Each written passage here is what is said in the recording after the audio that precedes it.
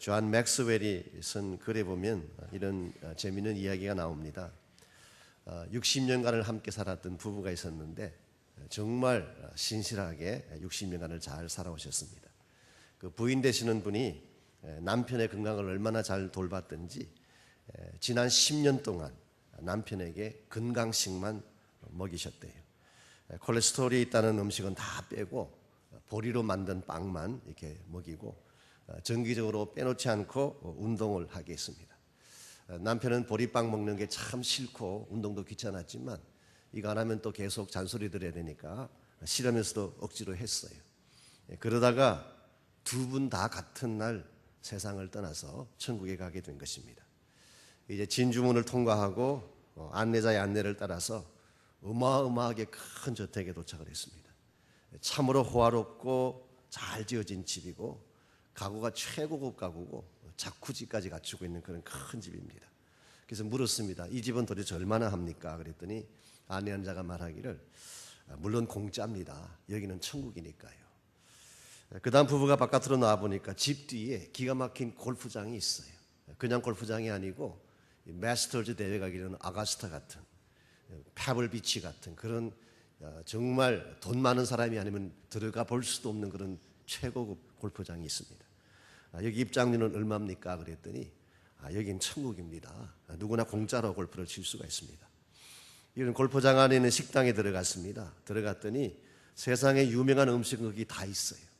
그래서 물었습니다. 이곳에서 식사하려면 얼마를 지불해야 됩니까? 안내자가 말합니다. 아니 아직도 이해를 못하십니까? 여기는 천국입니다. 모든 음식이 다 무료입니다. 참 그렇죠. 그럼 혹시 콜레스테롤이 적게 든 음식의 코너는 어디 있습니까? 그때 안내자가 웃으면서 말합니다. 아마 이것이 당신에게 최고의 좋은 소식일 것입니다. 얼마든지 먹고 싶은 대로 먹으십시오. 이곳에서는 절대로 살이 찌지 않습니다. 병에 걸리지도 않습니다. 여기는 천국이니까요. 이 말을 듣는 순간 남편이 모자를 땅에 던지면서 아내에게 화를 냈습니다. 당신이 세상에 있을 때 나에게 보리로 만든 빵만 먹이지 않았으면 10년 전에 이곳에 왔을 텐데 당신이 건강식 주는 바람에 이제서야 여기 오게 됐다고. 물론 재미있게 만든 그런 엮어낸 이야기라고 생각합니다마는 천국이 이렇게 좋은 곳이라는 것입니다. 천국은 우리의 모든 이상이 실현되는 곳, 우리가 꿈꿨던 모든 것들을 다 갖추고 있는 곳이 천국이라는 것입니다. 그러므로 우리가 할 수만 있으면 빨리 천국 가는 것이 좋습니다. 예수님께서 우리가 예수 믿자마자 하나님께서 곧장 천국 가게 하시면은 이런 고생하지 않을 수가 있고 험악한 세월 보내지 않을 수도 있을 텐데 왜 하나님께서는 이렇게 좋은 천국을 예배해 놓으시고도 우리를 이 땅에 남겨두셨을까요? 이유는 딱 한 가지입니다. 이 땅에서 해야 될 사명이 있기 때문입니다. 우리가 이 땅에 살면서 해야 될 사명은 바로 예수 그리스도의 복음을 전하는 사명입니다. 빌리 그레이엄 목사님은 그것을 unfinished task, 아직 완수되지 아니한 과제라고 표현을 했습니다마는 우리가 이 땅에 살아야 될 이유는 이 완수되지 않은 이 과제가 완수될 때까지 우리가 해야 될 사역이 있기 때문입니다. 하나님은 이와 같은 하나님의 위대한 꿈과 위대한 뜻을 우리 개인을 통해서도 이루어 가시지만 교회를 통해 이루어 가기를 원하십니다. 왜냐하면 교회라고 하는 공동체는 하나님이 지상에 세워주신 하나님의 뜻을 위해서 세워주신 유일한 공동체이기 때문에 그렇습니다. 그러므로 하나님의 교회가 하나님께서 분부하시고 맡겨주신 하나님의 뜻을 바르게 성취하려면 교회가 교회다워져야만 합니다. 교회가 잘못되어지면 하나님의 꿈을 이루어갈 수가 없어요. 이런 면에서 우리가 지난 40일 동안 우리 한 사람 한 사람 개인이 어떻게 하면 하나님을 경험할 수 있나에 대해서 같이 공부를 해왔는데 오늘은 마지막 시간이긴 하지만 교회가 어떻게 하면 하나님을 경험할 수가 있나. 사실은 하나님을 경험하는 삶의 제10단원을 보면 한 단원 전체가 여기에 대한 문제를 다루고 있습니다만은 우리가 시간이 이제는 없기 때문에 그걸 다 다룰 수는 없고 교회가 하나님 앞에 쓰임받는 교회가 되려면 무엇이 필요한가, 여기에 대해서 오늘 같이 말씀을 나누려고 합니다. 흔히 이 교회는 좋은 교회다, 이 교회는 바른 교회다, 이 교회는 건강한 교회다, 이제 그런 이야기들을 합니다. 여러분께서 그와 같은 이야기를 할 때에 기준이 무엇인가요? 무엇을 보고 이 교회는 좋은 교회라고 말하는 것입니까? 교인 수가 많이 모이면 좋은 교회입니까? 이름이 유명하면 좋은 교회입니까? 혹은 프로그램이 다양해서 성도들의 모든 필요를 다 채워주는 교회이면 좋은 교회일까요? 혹은 한국에 가끔 유행하는 케이스처럼 재정을 투명하게 관리해서 인터넷상에 재정 보고를 하는 교회는 무조건 좋은 교회일까요? 저는 그렇게 하는 교회의 기도의 삶에 대해서는 모르겠어요. 성령의 역사에 대해서는 모르겠어요. 오직 인터넷에 재정 보고를 했다는 것 한 가지만으로 좋은 교회라는 평가를 받는다면 그건 조금 잘못된 것이 아닌가 생각합니다. 물론 하나님의 교회가 재정적으로 투명해야 됩니다. 오늘날 대형 교회들, 한국의 대형 교회들이 사회적으로 지탄받는 가장 큰 이유가 이것 때문 아닙니까? 교회 헌금을 함부로 사용하고 잘못되게 사용한 것 때문에 큰 비난을 받고 있기 때문에 저는 재정적인 것을 투명하게 해야 된다고 믿는 사람 중에 하나입니다. 그럴지라도 재정적인 투명성이 바른 교회의 기준이 된다면 이것은 조금 문제가 있는 것입니다. 만일 그런 논리로 계속 간다면 미국에서 가장 좋은 교회는 몰몬 교회일 것입니다. 몰몬 교도들만큼 정직하고 재정적인 것에 대해서 철저한 사람들이 없어요. 오늘 우리가 이 어떤 교회가 바른 교회인가라는 것을 이야기할 때에 그 기준을 잘 설정해야 됩니다. 사람의 판단이나 사회적인 요구가 교회의 바르고 잘못됨을 결정한다면 이것은 잘못된 어프로치예요. 진정 교회가 바르냐 잘못되냐를 결정하는 기준은 무엇이 되어야 될까요? 교회를 만드신 분이 기준이 되어야 됩니다. 누가 교회를 만드셨습니까? 하나님께서 만드셨어요. 더 정확하게 말하면 예수님께서 교회를 설립하신 것입니다. 마태복음 16장에 보면 내가 이 반석 위에 내 교회를 세우리니 음부의 권세가 이기지 못하리라. I will build my church on this rock. 이 반석 위에 내가 내 교회를 세운다고 주님 말씀하셨어요. 그러므로 모든 교회는 주님의 것입니다. 예수님께서 주인이시고 예수님께서 세우셨고 그러므로 예수님의 뜻을 따라 진행되는 교회가 바른 교회라고 우리는 불러야 됩니다. 예수님께서 이 교회를 통해서 무엇을 이루기를 원하시는가? 하나님께서 어떠한 뜻을 교회를 통해 성취하기를 원하시는가? 이 교회 설립자의 의도와 같이 갈 때에 그 교회가 바른 교회이고 하나님 앞에 쓰임받는 교회입니다. 우리가 신약성경을 찾아보면 신약성경 안에 우리가 흔히 초대교회라고 부르는 여러 가지 교회 모델들이 등장합니다. 안디옥 교회도 그 중에 하나이고 에베소 교회도 그 중에 하나인데 그러나 뭐니 해도 우리 신약성경에 나오는 가장 대표적인 초대교회는 예루살렘 교회라고 할 수가 있습니다. 오늘 같이 봉독했던 본문에 보면 예루살렘 교회가 어떤 교회였는가라고 하는 것이 잘 기록이 되어 있습니다만은 여러분이 이미 아시는 바처럼 오순절날 이 땅에 최초로 세워진 교회가 예루살렘 교회였습니다. 그리고 여러 가지 면에서 지상교회의 모델로 인정받아왔던 것이 예루살렘 교회였죠. 그 교회의 처음 시작은 미약했습니다. 한 120명 정도의 성도들이 마가 요한의 다락방에 모여서 기도할 때에 그 기도하는 중에 성령이 임하시고 그것이 교회의 시작이 됐습니다. 그러나 시작은 미약했지만 성령의 역사와 함께 폭발적인 성장을 가져왔던 교회가 예루살렘 교회입니다. 사도행전 2장 41절에 보면 하루에 3,000명이 더하여졌다고 했습니다. 베드로가 한 번 설교했을 때 3,000명의 새신자가 늘어난 것입니다. 4장 4절에 보면은 한 번 설교에 남자만 계산해서 5,000명이 더하여졌더라. 5장 14절에 가보니까 믿고 주께로 나오는 자가 더 많으니 남녀의 큰 무리더라. 아마 얼마나 숫자가 많았는지 계산할 수가 없었는지 great multitudes, 큰 무리라고 그렇게 표현을 했고 6장 7절에 가보면 하나님의 말씀이 점점 왕성하여 예루살렘에 있는 제자의 수가 더 심히 많아지고 more greatly multiplied, 더 심히 많아지고 토미 바넷이라는 분은 이것을 부흥배가라고 불렀습니다. multiplication. 하나님께서 예루살렘 교회에 주신 부흥은 하나씩 차분차분하게 애드된 케이스가 아니라 멀티플라이한 케이스다. 이거는 부흥배가의 케이스라고 부를 만큼 진실로 예루살렘 교회의 부흥은 경이로운 부흥이요 경이로운 성장이라고 말할 수가 있습니다. 그럼에도 불구하고 한 가지 아쉬운 점이 발견됩니다. 하나님께서 그 교회에 그렇게 엄청난 축복을 주셨는데 한꺼번에 수천 명씩 성도를 보내주셔서 교회의 크기를 그렇게 세워주셨는데, 그리고 교회 안에 모인 사람들끼리 떡을 떼게 하시고 교제하게 하시고 모든 걸 나누게 하시는, 그리고 많은 기적과 표적들을 베풀어 주셔서 다른 어떤 교회도 누리지 못할 큰 축복들을 안겨주셨는데 한 가지 아쉬운 점이 있어요. 그 아쉬운 점이 무엇인지 아시겠습니까? 이렇게 많은 것을 받았음에도 불구하고 선교의 문을 열지 않았다고 하는 사실입니다. 여러분 아시는 대로 예루살렘 교회는 유대인 교회였습니다. Jewish Church였어요. 유대인들 많이 모이는 교회였고 이방인을 허락하지 않았습니다. 예루살렘 교회는 예루살렘이라는 틀 안에서, 자기 민족이라는 틀 안에서 자기들끼리 나누고 누리는 닫힌 공동체였다고 할 수가 있습니다. 이것은 아무리 많은 것을 가져도, 아무리 많은 능력을 소유해도 하나님이 만족하실 교회는 결코 아닙니다. 오늘 하나님의 최대 관심사가 무엇인지 아십니까? 교회가 얼마나 대형화되어지느냐, 하나님 여기 관심 없었어요. 교회가 얼마나 많은 프로그램들을 운영해서 수많은 사람들의 필요를 채워주느냐, 이것도 물론 필요하긴 하지만 이것이 예수님의, 주님의 최대 관심사는 아닙니다.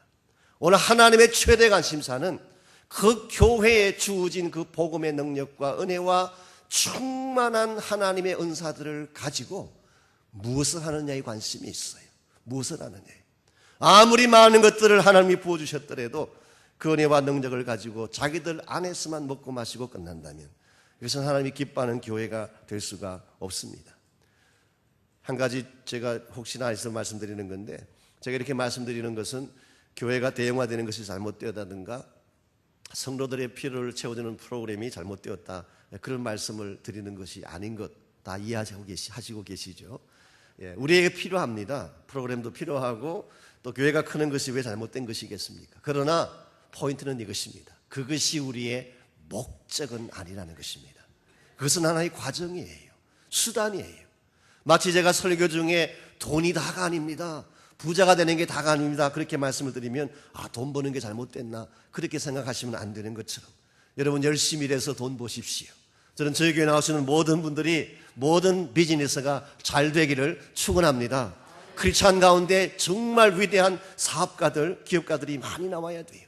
그러나 돈 버는 것이 목적이 되면 안 돼요. 이것은 사용하기 위해서 하나님이 우리에게 주시는 것입니다. 교회도 마찬가지입니다. 교회가 커야 되고 프로그램이 많아야 되고 교회 안에 많은 역사들이 일어나야 되지만 거기에서 멈추게 되면 하나님이 기뻐하시는 뜻을 향하는 교회가 될 수 없습니다.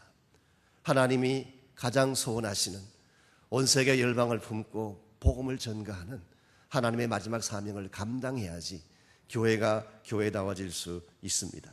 이런 측면에서 저희 교회는 바른 교회라고 할 수가 있을까요? Maybe 혹은 maybe not.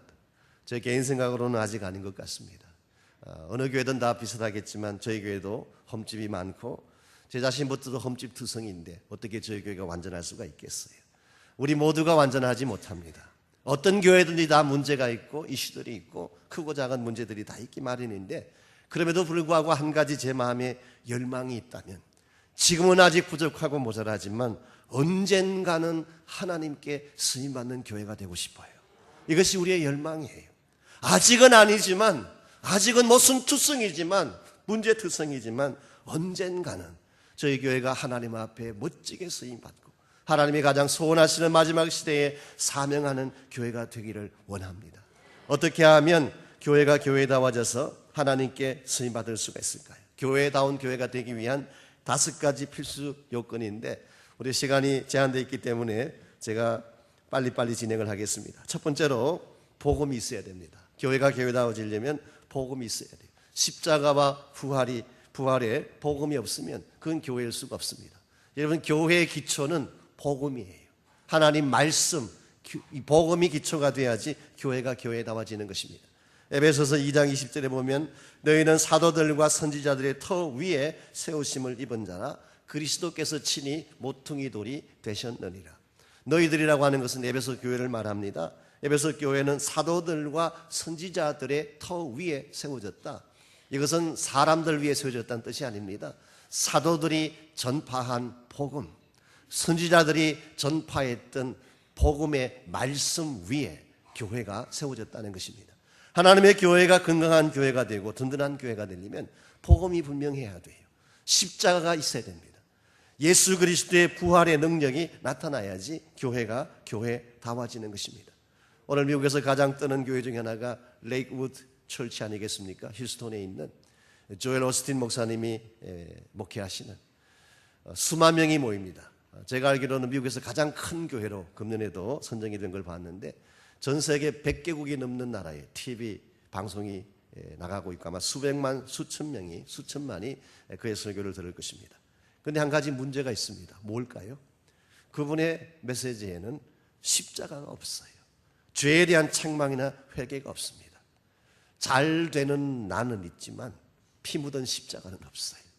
긍정적인 생각은 있지만 믿음의 기도나 성령의 파워에 대한 강조는 없는 것 같습니다. 오늘날 우리가 이 교회의 파운데이션이 무엇인가가 중요한데 교회의 기초는 복음이에요. 두 번째로 필요한 것이 성령의 임재입니다. 아무리 복음과 말씀이 중요해도 성령이 임하지 아니하면 그 복음의 파워가 행사되어질 수가 없습니다. 여러분 아시는 바대로 예수님께서 3년 동안 제자들을 말씀으로 가르치셨어요. 그리고 예수님께서 친히 죽으시고 부활하심으로 복음을 우리에게 주셨습니다. 자, 말씀이 있고 복음이 있었습니다. 그럼에도 불구하고 그 제자들이 오순절 이전까지는 아무 일도 못했어요. 오히려 옛날 버려두었던 배와 그물을 끄집어내어서 고기 잡으러 갔던 것이 요한복음 21장에 나타난 베드로와 제자들의 모습이었어요. 그들은 예수님의 죽으심도 보았지만 부활하신 예수도 만나보았어요. 3년 동안 훈련받고 제자 훈련 철저하게 받은 말씀의 사람들이었습니다. 그럼에도 불구하고 어떻게 해서 다시 디베랴 바닷가로 가서 그물을 끄집어내고 배를 끄집어내어서 고기 잡고 있겠습니까? 그들 마음속에 정말 임해야 될 능력이 임하지 아니할 때 그런 현상이 일어나는 것입니다. 그러므로 우리에게 말씀이 중요하고 말씀이 필요하긴 하지만 이 말씀이 성령의 능력과 함께 갈 때에 놀라운 부흥이 일어나는 것입니다. 오늘 여러분 개인의 삶도 마찬가지입니다. 말씀의 사람이 되십시오. 철저하게 말씀을 공부하십시오. 그러나 거기서 멈춰서는 안 됩니다. 말씀만 있고 성령이 없으면 드라이한 율법주의자가 될 수가 있어요. 따지기 좋아하고 분석하기 좋아하고 비판하기 좋아하지만 정작 하나님 앞에 순종해야 될 때 순종하지 못하는 자들이 말씀만 강조하는 사람들이에요. 그렇다고 해서 성령만 강조하면 위험할 수도 있습니다. 신비주의에 빠질 수 있기 때문에. 그러므로 우리에게는 둘 다 필요해요. 둘 다 같이 갈 때에 이 말씀과 성령이 같이 갈 때에 교회가 교회다워질 수가 있습니다. 세 번째로 필요한 것이 신실한 일꾼들입니다. 예루살렘 교회 안에는 베드로와 요한 같은 사도들도 있었지만 7 집사가 있었습니다. 7 집사는 세상 사람들이 뽑는 선정 기준에 의해서 뽑힌 자들이 아니에요. 세상 사람들이 시장을 뽑고 대통령 뽑고 지도자 뽑을 때 뽑는 기준하고 교회 지도자 뽑는 기준은 다릅니다. 여러분 이걸 이해하셔야지 교회 사역을 바로 할 수가 있어요. 세상에서 내가 뭘 가졌다고 해서 교회에 와서 그거 똑같이 행사하려고 하면 이거 잘못되는 것입니다. 교회의 일꾼을 세우는 기준은 세상과 다릅니다. 성령 충만한 사람 뽑았어요. 믿음이 충만한 사람 뽑았어요. 말씀의 지혜가 충만한 사람 뽑았어요. 그리고 충성할 수 있는 사람을 하나님께서는 뽑아주셨습니다. 그래서 이들로 하여금 평신도 목회를 하게 한 것입니다. 여러분 성경에 나오는 집사님들이 7 집사님들이 우리가 오늘 알고 있는 것처럼 행정이나 하는 분으로 생각하시면 큰 착각입니다. 스데반 집사님은 복음 전거하다가 순교하셨어요. 빌립이라는 집사님은 사마리아 땅까지 내려가서 부흥운동 일으키고 복음 전거했던 분이에요. 쉽게 표현하면 they were lay ministers. 그들은 lay pastor였어요. 평신도 목회자들이었습니다. 사역하기 위해서 뽑은 것입니다. 이런 면에서 저는 저희 교회 안에 있는 목자님들을 참 저는 귀하게 여깁니다. 목자님 한 분 한 분이 다 평신도 사역자이기 때문에 저희 교회의 비전은 목자님들을 더 많이 세우고 우리 2020 비전 중에 하나가 5,000명의 목자를 세우게 하십시오. 목자라고 하는 사람들은 양들을 섬기는 사람들입니다. 사랑하고 케어하는 사람들이에요. 비록 내가 전문적인 목사는 아닐지라도 평신도지만 내가 아는 사역과 삶의 터전에서 성도들을 양육하고 키우며 목양하는 것이 목자예요. 저는 여러분 모두가 언젠가는 다 목자가 되시기 바랍니다. 목자가 될 때에 하나님 앞에 바르게 서임받는 거예요. 네 번째로 필요한 것이 믿음의 공동체입니다. 우리가 흔히 말하는 커뮤니티죠. 작게는 저희 교회 같은 경우는 양무리 공동체가 있습니다만은 이 모든 공동체가 다 함께 모인 공동체를 우리는 베란더 철치라고 부르는 것입니다. 그리고 이들이 함께 모여서 주일마다 드리는 그 전체 모임을 우리는 월십이라고 부릅니다. 그게 바로 예배예요. 그리고 이들이 함께 나누는 삶, 함께 나누며 섬기는 삶이 바로 펠로십입니다. 그것이 바로 코이노니아예요. 그리고 이 모든 사람들이 함께 빌드업 해가는, 지어가는 것이 그리스도의 몸이에요. 과거에 저희 교단에서 이 건축에 대한 캠페인을 할 때에 Together we build, 우리 함께 짓자라고 하는 그런 캠페인을 벌린 적이 있습니다. 저희 교회도 90년대 중반에 우리 교육관 정축하고 이 본당 정축할 때에 Together we build라는 그 프로그램 가져왔는데 어떤 한 청년이 그것을 좀 잘못 읽어가지고 Together we build인데 To get her we build로 그렇게 읽었어요. 그녀를 얻기 위하여 짓자. 우리들 가운데에 사람 때문에 교회를 지을 사람은 아무도 없습니다. To get her가 아니라 Together we build. 우리는 함께 그리스도의 몸을 세워야 돼요. 기도로 세워야 되고 사랑으로 세워야 되고 헌신으로 세워야 돼요. 그래서 저희 공동체 안에는 어떠한 분이 오셔도, 어떤 아픔을 당한 자가 와도, 어떤 외로움을 당한 자가 와도, 세상에 버림받고 고통을 당한 자가 와도 치유받고 회복되는 공동체가 되어야 합니다. 자, 이와 같이 하나님 앞에 바른 교회가 되려면 복음이 필요하고 성령의 능력이 필요하고 사람들이 필요하고 공동체가 필요한데 이 모든 것을 다 갖추었다고 할지라도 다음 한 가지가 없으면 교회는 교회다워질 수 없습니다. 그 마지막 한 가지가 바로 비전입니다. 우리의 꿈이 아니라 하나님의 꿈이에요. 우리의 앰비션이 아니라 예수 그리스도의 가슴에 맺혀진 하늘나라의 비전입니다. 예수님의 비전은 한마디로 요약하면 온 열방이 복음 듣고 주님께로 나오는 것입니다. 모든 나라, 민족, 백성, 방언이 다 한 목소리로 예수 그리스도가 구원자이심을 선포하고 주님 앞으로 나오는 그날을 보는 것이 하나님이 마음에 품고 있는 최대의 꿈이라고 할 수가 있습니다. 요한계시록 7장 9절에 보게 되면 사도 요한이 보았던 하늘나라의 비전이 나옵니다. 그 비전은 바로 하나님께서 지금도 꿈꾸고 계시고 언젠가는 반드시 성취하기를 원하는 하나님 나라의 궁극적인 비전이라고 할 수가 있습니다. 각 나라, 족속, 백성, 방언에서 아무라도 능히 셀 수 없는 큰 무리가 흰 옷을 입고 종려가지를 들고 보좌 앞과 어린 양 앞에 서서 구원하심이 보좌에 앉으신 우리 하나님과 어린 양에게 있도다. 각 나라에서 온 사람들, 각 족속들이, 각 백성들이, 각 방언을 말하는 사람들 수천 수만이 하나님의 보좌 앞에 함께 모여서 구원하심이 보좌에 앉으신 하나님과 어린 양에게 있도다를 찬양하는 이 모습이 주님께서 마음에 품고 계시는 하나님의 비전이에요. 아직은 이루어지지 않았지만 언젠가는 그날이 올 것을 우리는 가슴에 품고 하나님 앞에서 우리 모든 나라 백성 족속이 함께 모여서 오직 예수 그리스도만이 구원자임을 고백하며 찬양할 그날이 올 때까지 우리는 이 꿈을 위해서 달려가야 합니다. 이것이 여러분과 저를 이 땅에 남겨주신 목적이요 교회를 이 땅에 세우신 목적이라고 저는 믿습니다. 여러분 누가 뭐라고 할지라도 교회는 이 시대의 마지막 희망입니다. 교회가 무너지면 다 무너져요. 사람들이 교회에 대해서 비판도 하고 여러 가지 많은 걸 하지만 그럴지라도 교회는 이 시대의 마지막 보루입니다. 그러므로 교회가 살아나야 돼요. 교회가 죽으면 끝장입니다. 내 교회, 누구 교회 따질 것 없습니다. 이 땅에 있는 모든 교회가 부흥되고 살아나야 할 줄 믿습니다.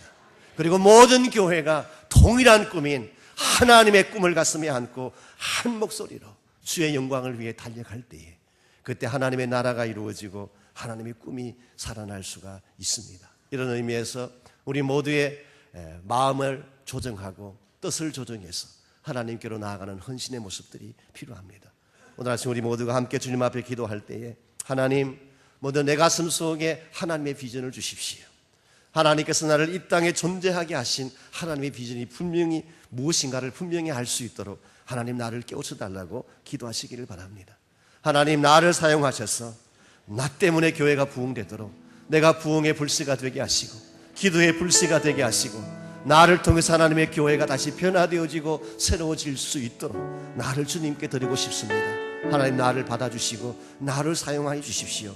이와 같은 기도로 주님 앞에 나가시기를 바랍니다. 이 땅에는 모든 교회들을 축복하며 기도하십시오. 저희 교회뿐만 아니라 LA 도성에는 모든 하나님의 교회들, 이 지구상에는 모든 하나님의 교회들이 동일하게 주의 비전을 보게 하십시오. 하나님의 부르심 앞에 순종하게 하십시오. 성령 안에 하나가 되게 하셔서 이 뜻을 이루게 해달라고 우리 모든 교회들을 축복하며 우리 함께 기도하겠습니다. 살아계신 아버지 하나님,